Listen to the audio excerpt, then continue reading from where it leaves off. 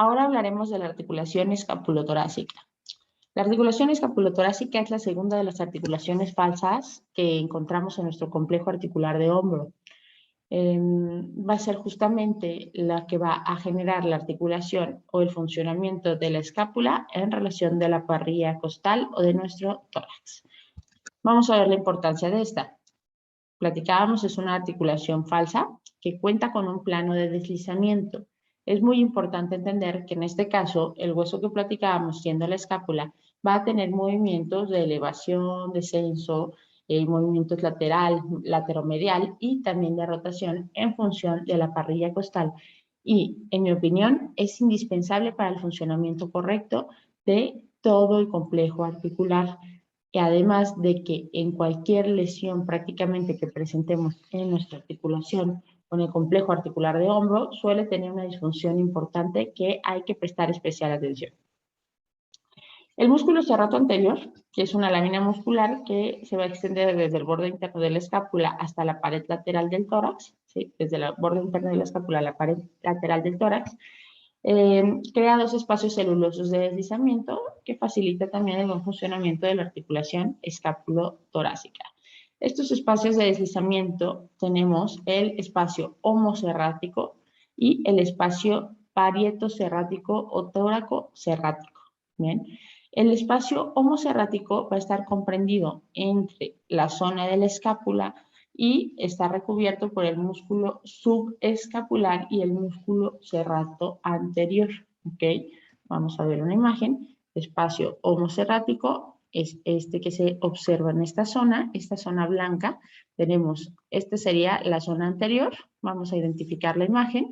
Puedo ver el esternón, puedo ver la clavícula, articulación acromioclavicular, y esta es mi escápula en su plano escapular. Bien, esta sería un corte, pues evidentemente estamos viendo un corte transversal.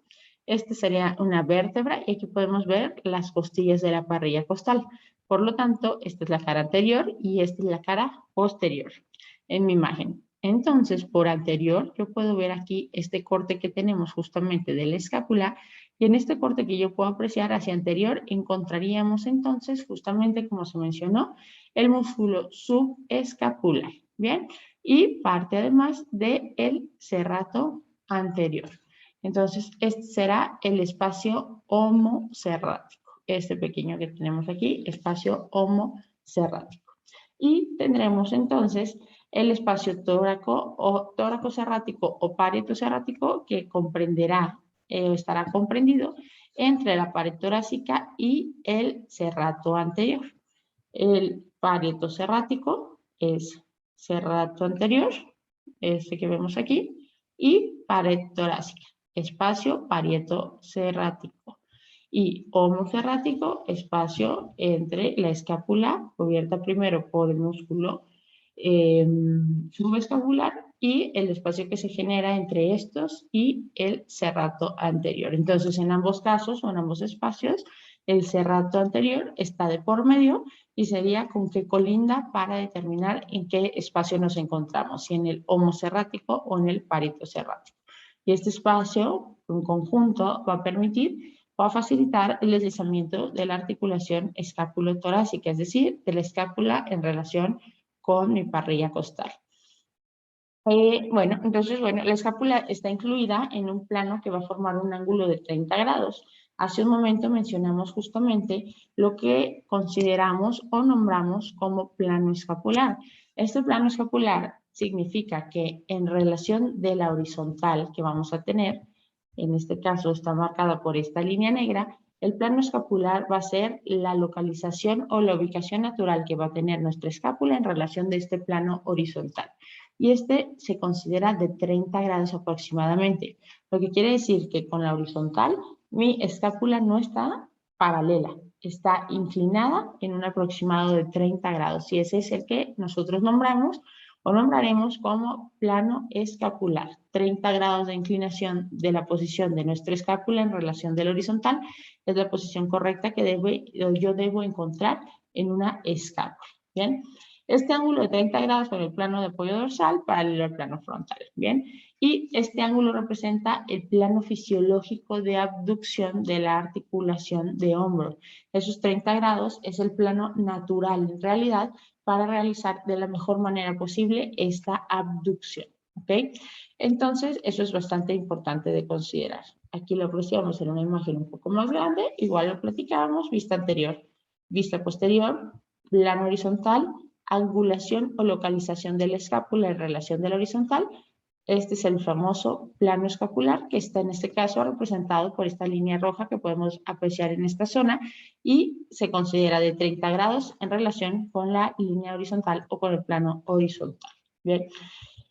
La clavícula va a formar un ángulo de 30 grados con el plano frontal, ¿ok?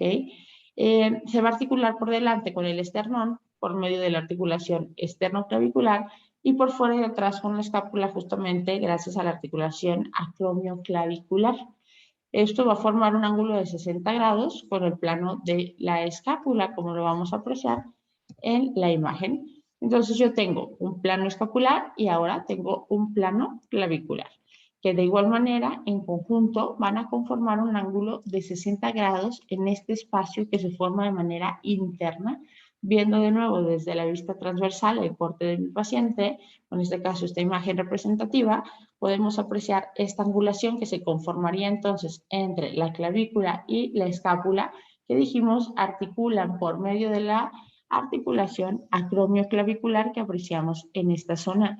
Y por anterior encontraremos que la clavícula articulará con el esternón por medio de la articulación esternoclavicular, que estas son dos de las articulaciones verdaderas de nuestro complejo articular de hombro.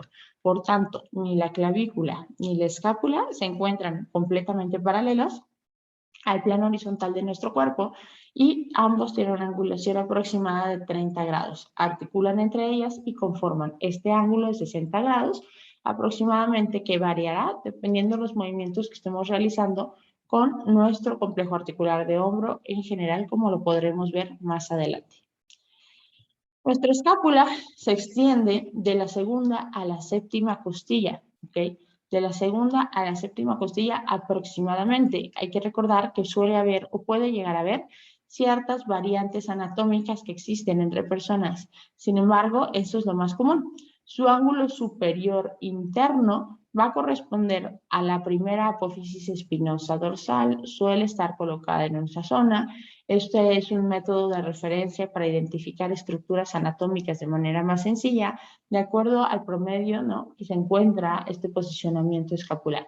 Entonces, su ángulo supero-interno, es decir, superior medial, de la zona interna medial, solemos encontrar ahí la primera apófisis espinosa dorsal.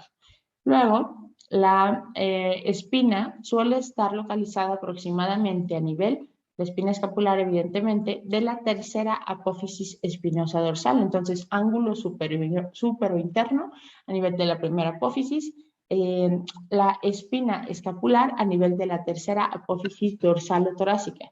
Su borde espinal se va a localizar a 5 o 6 centímetros de la línea de las apófisis espinosas. Borde espinal, borde medial, porque está cerca de la zona de las apófisis espinosas, para no olvidarlo.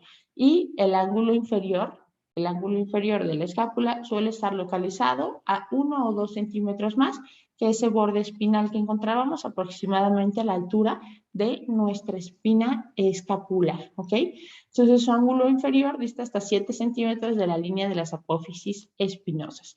Todo esto lo veremos en la siguiente imagen que podemos apreciar aquí, ¿ok? Ángulo medio, ¿no? Ángulo superior interno o superior medial va a estar localizado aproximadamente al nivel de la primera apófisis espinosa dorsal, ¿va?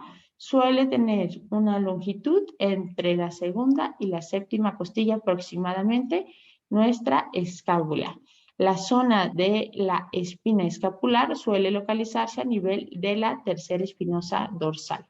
El espacio entre el borde espinal, que dijimos que es el borde medial de nuestra escápula y la línea de las apófisis espinosas suele estar entre 5 y 6 centímetros de distancia y el ángulo inferior 1 o 2 centímetros más que lo que encontremos en la parte del borde espinal superior. Y esas serían las características y referencias anatómicas que me pueden ayudar a ubicar la situación real de mi escápula en relación de la caja torácica, además de comprender el funcionamiento de la articulación escapulotorácica, como lo platicábamos, que gracias a estos espacios que observamos previamente, esta separación y su posicionamiento del plano escapular que presentamos, pueden generarse los movimientos que permitirán una elevación correcta principalmente de la articulación glenohumeral, evitando choques, compresiones, desgastes, irritaciones o alteraciones estructurales, ya sea de tejido, por ejemplo, cartilaginoso o bien de tejido blando.